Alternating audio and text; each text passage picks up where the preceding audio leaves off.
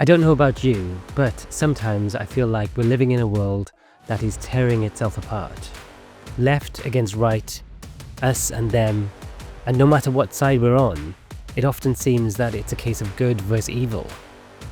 It's like everything has become a battle, and it's a struggle to work out who's right and who's wrong.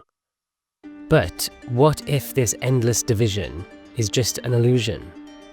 What if opposites aren't enemies, but they are reflections of the same truth?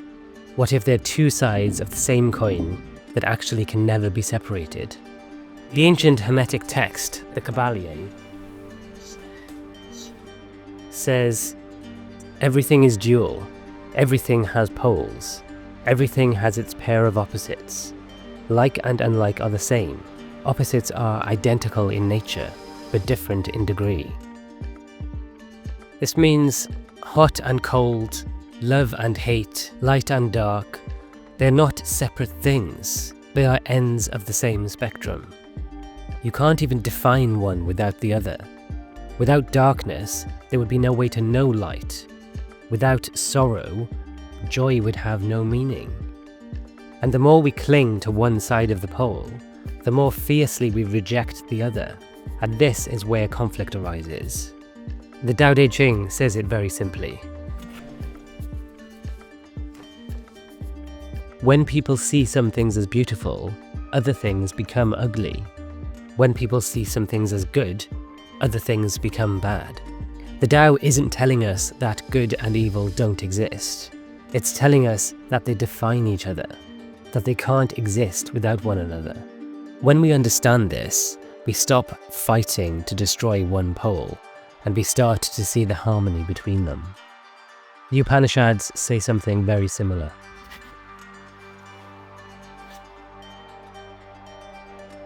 He who sees all beings in the self, and the self in all beings, no longer hides in fear.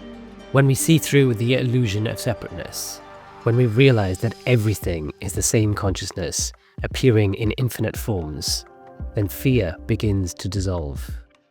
Because how can you hate another when you see that there is no other? And this wisdom even appears in the Bible, when Jesus says, "Love your enemy, bless those who curse you."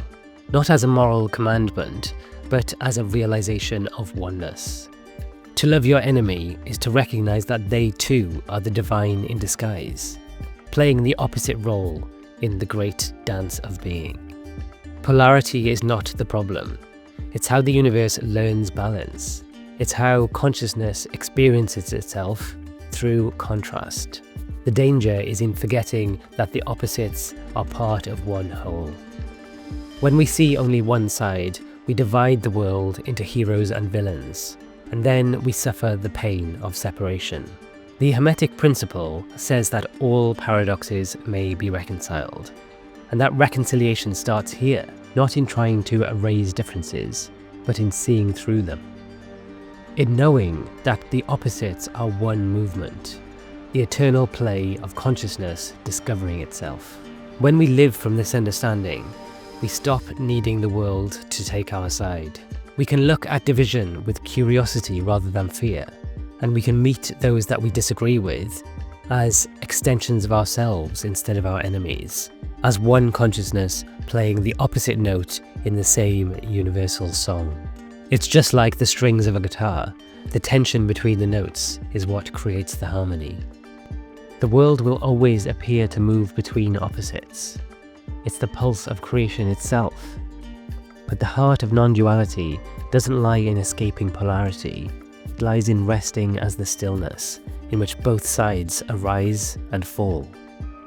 So next time we find ourselves pulled into anger, into argument, into us versus them, let's remember, both sides are the Tao, both sides are divine, both sides are us. If you want to hear more about how we can awaken to non-duality, watch this video next.